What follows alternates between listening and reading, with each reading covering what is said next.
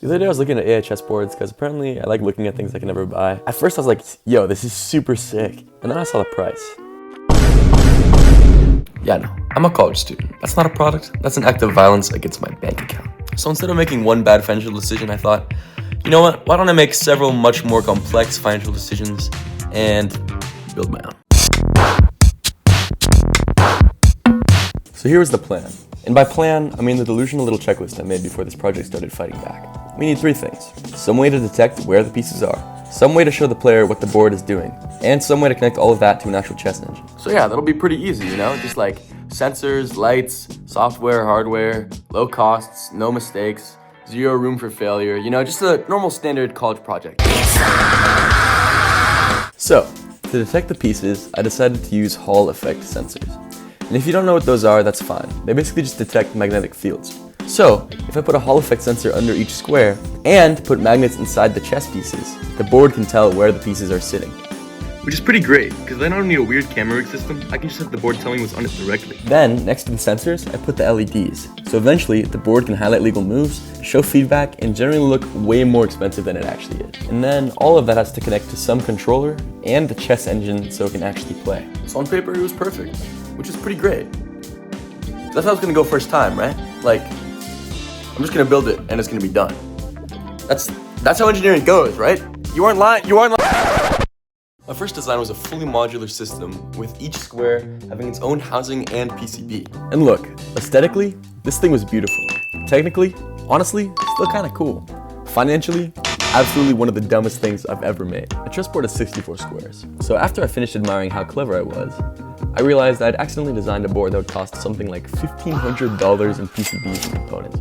It's actually kind of a problem, because the whole point was to build something cheaper, not something 4 times the cost. So, the first design had to die. No! You're too expensive for this world.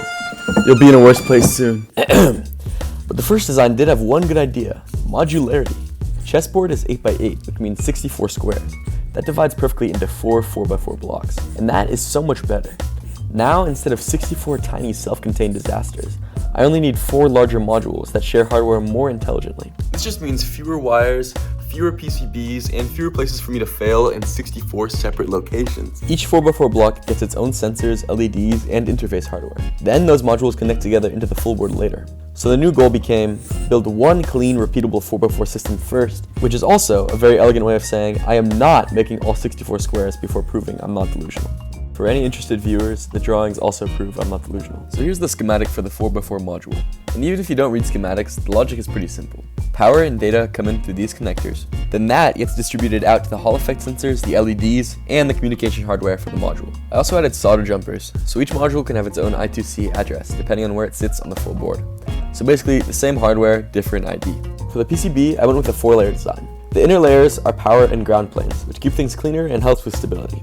The LED routing is mostly on the back, whereas the Hall sensor traces mostly live on the front. As you can see, I prioritized keeping the traces clean over making the indexing easy. So yes, some of the sensor ordering is a little weird. But that's okay, because software exists specifically to obfuscate poor decisions made in hardware. And honestly, finishing a PCB is one of those moments where it stops just feeling like an idea and more like an actual project. Or a very convincing mistake. One of the two. But would David Goggins back down now? No. Stay hard. Let's go get these manufactured. Come on, man. You should solder everything. It builds character. Hell nah, bro. Pre-built. You low-key right, bro. Yo, what?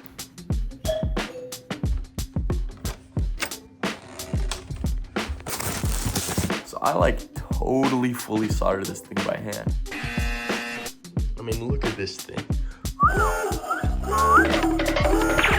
Either one of the most overqualified toasters I've ever owned, or the foundation of a super lit project. Then I moved on to the housings. The idea here is to have the PCB underneath and the printed shell on top that divides everything into the 16 squares of the module.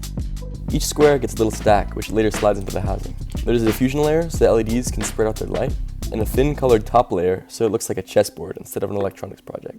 So each square is basically a tiny little optical sandwich made out of microplastics. Yeah, watch out, campus market. I'm coming for your niche. For the pieces, I modified a public set so each of them can hold 2 neodymium magnets on the inside.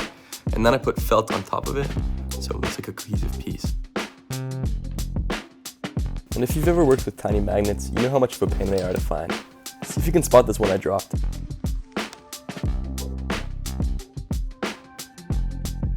So now I have the core 4x4 built out. the PCBs, the printed housings, the diffusion layers, and the magnet-ready pieces. Now that I have one 4x4 done, it only becomes repetition in theory. But theory can only take you so far, and that is one of the most terrifying phrases in engineering. So then I thought, great, I'll write a little chess engine.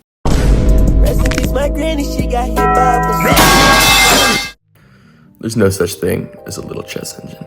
It's one of those projects that sounds manageable right up until you actually try it. You start by reading about move generation, then you look up a couple test positions. Then suddenly it's 2 a.m., you have 14 tabs open, and you're reading a forum post from 2007 written by a man named Vlad. So, I wanted the engine to be efficient, so I used bit boards. And the simplest explanation is, a chessboard has 64 squares, and a 64-bit number has 64 bits, so I can represent the board state in binary and use very fast bitwise operations to update and test positions.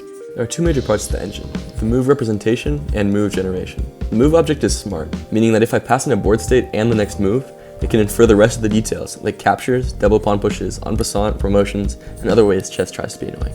Then, for efficiency, moves can be represented as a single integer. A square only needs 6 bits because there are only 64 of them to index. So I use 6 bits for the from square, 6 bits for the to square, and a few more for the promotion info. And now each move fits into one compact integer. Which is elegant, but also the kind of sentence that makes people stop making eye contact with you at parties. For move generation, I broke the problem into 4 groups: knights and kings, sliding pieces, pawns, and special moves. Knights and kings are mostly fixed lookup patterns. Sliding pieces trace out until something blocks them. And pawns are terrorists. They move one way, capture another way, can move 2 squares sometimes, promote, and do en passant for reasons no one can explain. I think I now understand why you're supposed to sacrifice the pawn. And then I use perf to test it. And perf is basically a way of asking, if I generate every legal move sequence from this position to a certain depth, do I get the exact same count as a known correct engine? If yes, great. If no, you enter what I call the humbling phase. And it turns out I didn't have a bug. I had a collection of bugs pretending to be a program. But after chasing edge cases, debugging attack logic, checking indexing mistakes, and questioning whether chess as a concept as a whole was worth preserving societally, I finally got it to pass. Here's my live reaction. Yo, let's go! I've done all you ask. Can I please take a break in me? Nah. So, this is where the project stands. In part 2, the goal is to turn this very convincing pile of evidence into an actual working, glowing board.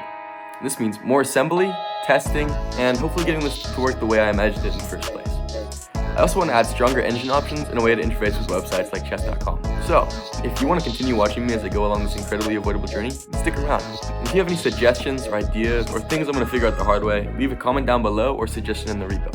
Thanks for watching.